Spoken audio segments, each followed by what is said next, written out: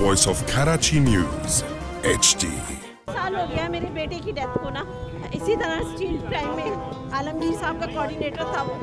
1 साल हो गया लेकिन कुछ भी नहीं हुआ उसके लिए। CDD में केस किया, वापस पुलिस में आ गया। ऐसे वाकयात उनके बच्चों के साथ, उनके रिश्तेदारों के साथ, उनके अजीज़ो अकारिब के साथ नहीं हो रहे होंगे क्योंकि वो तो VIPs हैं।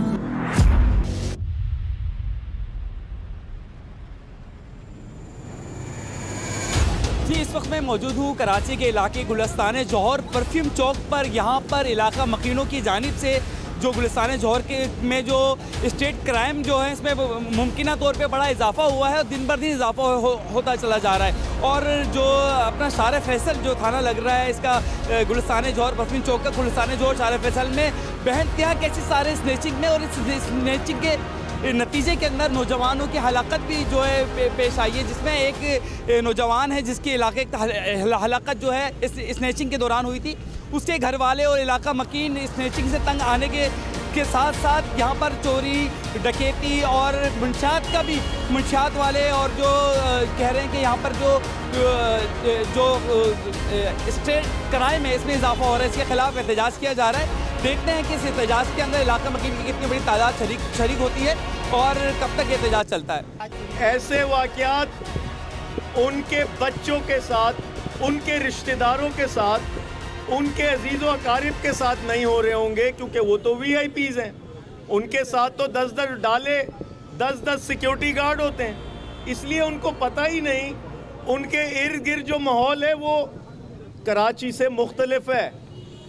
इस रोड पर रोज़ाना दर्जनों वारदातें होती हैं। 2023 में 90,000 स्ट्रीट क्राइम की वारदातें हुई हैं कराची में। 134 लोग कत्ल हुए हैं कराची में स्ट्रीट क्राइम में। 60,000 के करीब मोटरसाइकिलें छीनी है, 28,000 के करीब मोबाइल फ़ोन छीने, 2,000 से ज़ायद गाड़ियाँ छीनी गई हैं और ये कहते हैं वारदातें नहीं हो रही। मुझे बताएं दूसरे शहरों में क्यों स्ट्रीट क्राइम कम है पाकिस्तान के, कराची में क्यों ज़्यादा है? 1 साल हो गया मेरे बेटे की डेथ को ना, इसी तरह स्ट्रीट क्राइम में आलमगीर साहब का कोऑर्डिनेटर था वो। 1 साल हो गया लेकिन कुछ भी नहीं हुआ उसके लिए। CDD में केस किया, वापस पुलिस में आ गया। मैं मुतालबा करती हूँ कि उसके केस को भी खोला जाए, उसके केस को भी देखा जाए। 1 साल हो गया है, आलमगीर का कोऑर्डिनेटर था वो। बच्चे को शहीद कर दिया गया। नहीं, मैं इसलिए आया हूँ कि अब कोई शहीद ना हो, अब कोई नाइंसाफ़ी, कोई जान, बेगुनाह जान इस शहर में ज़ाया ना हो। और इसकी देखिए पूरे आलम में अगर आप गौर करें तो मुजरिम वहाँ पर आज़ाद होते हैं जहाँ पर उनको पुष्टपनाही मिलती है। मुझे पूरा यकीन है कि इस शहर में जो मुजरिम हैं उनके पुष्टपनाह मौजूद हैं। हिसाब दो,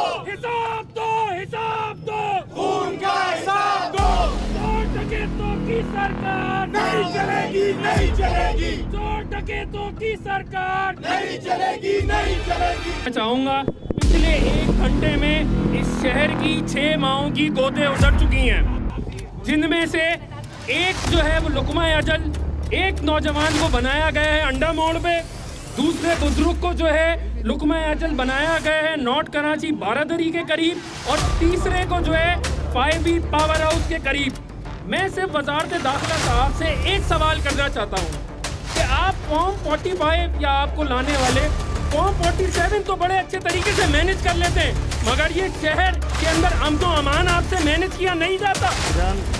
फूड पांडा कंपनी जो इस टाइम कराची और पूरे पाकिस्तान में चल रही है, इस टाइम बाकी शहरों का तो मुझे नहीं पता क्योंकि मैं पिछले 5 सालों से फूड पांडा के साथ काम कर रहा हूँ। मुझे कोई भी ऐसा लम्हा फील नहीं हुआ कि मैं इस काम में सेफ हूँ। पहले फूड पांडा कंपनी बहुत अच्छी थी जब नई आई थी, अब ये हमें 20 रुपये में, 15 रुपये में, 30 रुपये में आर्डर उठवाते हैं और कोई गारंटी नहीं है हमारी जान की। अभी आपके सामने वाक़या हुआ है अली रहबर वाला, पूरे कराची ने, पूरे मीडिया, पूरे पाकिस्तान ने देखा। अभी तक मुझे नहीं लगता कि कोई भी ऑफिस का बंदा या फूड पांडा इंतजामिया का बंदा अली रहबर के घर आया हो, आके मजम्मत की हो या उस पर दाद रसी की हो, कुछ भी नहीं है।